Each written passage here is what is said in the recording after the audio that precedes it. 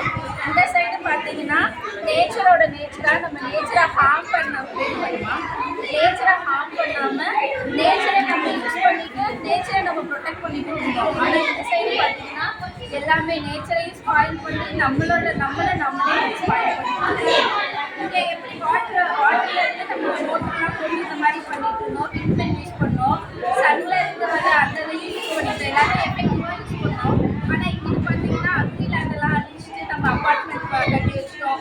இந்த இண்டஸ்ட்ரியில் இருக்கிற போக ஏரை வந்து பொல்யூட் பண்ணுது. வாட்டரில் வந்து இதோட வேஸ்ட்லாம் கலந்து இப்படி ப்ளூ கலரில் இந்த வாட்டரை வந்து நம்ம இப்படி ஒரு சாக்கடை மாதிரி மாற்றி வச்சுட்டோம். அதில் வந்து நம்மளோட ரெஸ்பான்சிபிளே இல்லாமல் குப்பையை போட்டு வச்சுருக்கோம், பாட்டில்ஸ்லாம் வச்சுருக்கோம்.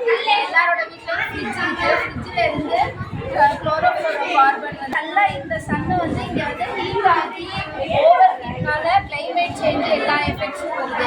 இந்த இது வந்து கிளைமேட் சேஞ்சோட ஹீட்டான சன்னு.